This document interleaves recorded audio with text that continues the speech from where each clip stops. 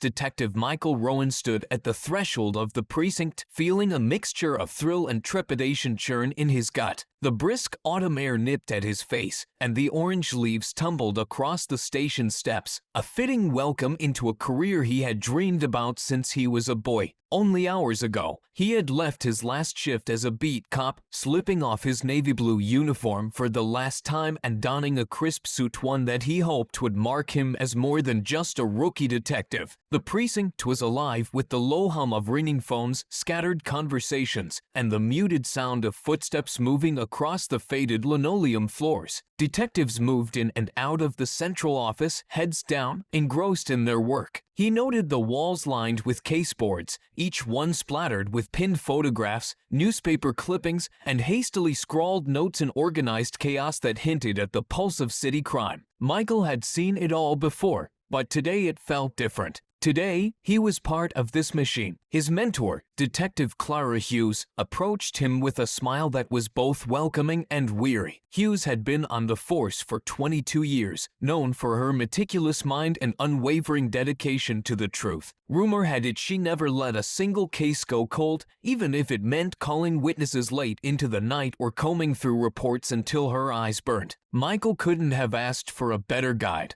"A Rowan?" she said, eyeing him up and down. "Welcome to the big leagues. You ready for your first case?" He nodded, trying to seem calm and composed, but he couldn't quite stop his hand from fidgeting with his notebook tucked into his suit jacket. "Yes, Detective Hughes, I'm ready." Hughes gave him a smirk that suggested she was well aware of the nervous energy he was trying to hide. "Good," she said, thrusting a manila folder into his hands. "Let's see how you do with this one." Michael opened the folder carefully, eyes tracing over the bold title scrawled at the top of the first page, Case number 432. The Rose Hill burglary. He scanned through the details, feeling a rising pulse of excitement mixed with anxiety as he read about a string of high-end jewelry heists that had been happening over the past few weeks in the upscale Rose Hill district. The thief was selective, stealing only the rarest and most valuable pieces and leaving behind barely a trace. "A no forced entry?" he murmured,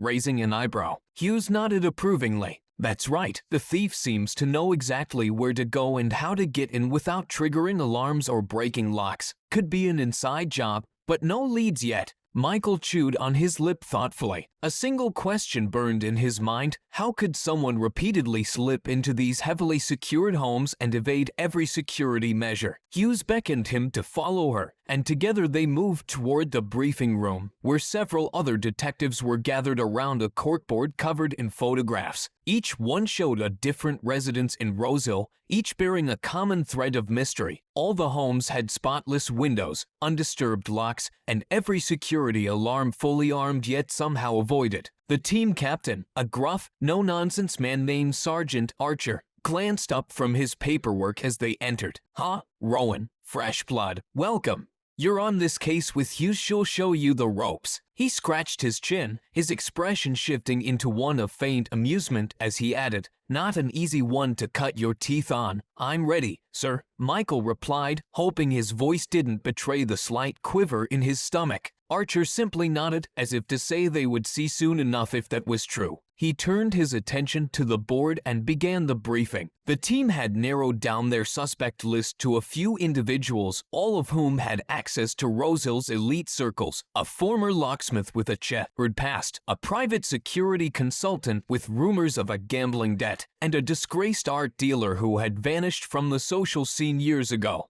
After the briefing, Hughes led Michael back to her desk, where she flipped open a battered notebook. First rule of being a detective: don't trust everything you see. People lie, evidence can be planted, and every lead can be a rabbit hole. But if you're patient and you listen to the details, you'll find the truth. Michael absorbed her words, feeling the gravity of the responsibility settling on him. They spent the next few hours poring over the files, scrutinizing the suspects, and analyzing the timelines of each burglary. Hughes guided him through her process, teaching him how to connect seemingly random dots and piece together a timeline that might explain the thief's movements. As night fell and the precinct began to empty, Michael felt the weight of the day settle on him. The case was still a swirling mass of questions with very few answers, but he couldn't shake the thrill of it, the quiet excitement that came from knowing he was at the very beginning of a journey he had longed for his entire life. 2 days later, Michael found himself walking through Roseville, his coat pulled tight against the chill. The street was lined with sprawling homes, each one surrounded by towering gates and trimmed hedges. He and Hughes were here to interview one of the burglary victims, Mrs. Eloise Kensington, a widow with a sharp eye for expensive jewelry and a reputation for hosting lavish parties. Mrs. Kensington welcomed them with a faint, knowing smile. She led them into a grand living room filled with antique furniture, polished silver, and the faint scent of roses. Michael scanned the room, noting how meticulously it was kept. Nothing seemed out of place, not a speck of dust in sight. As Hughes questioned Mrs. Kensington, Michael observed the way the older woman answered, the way her eyes flickered when she mentioned certain details, the way her hands twisted in her lap when Hughes pressed her about her security system. There was a moment, a flash of hesitation that struck Michael as odd. "Mrs. Kensington," he interjected gently,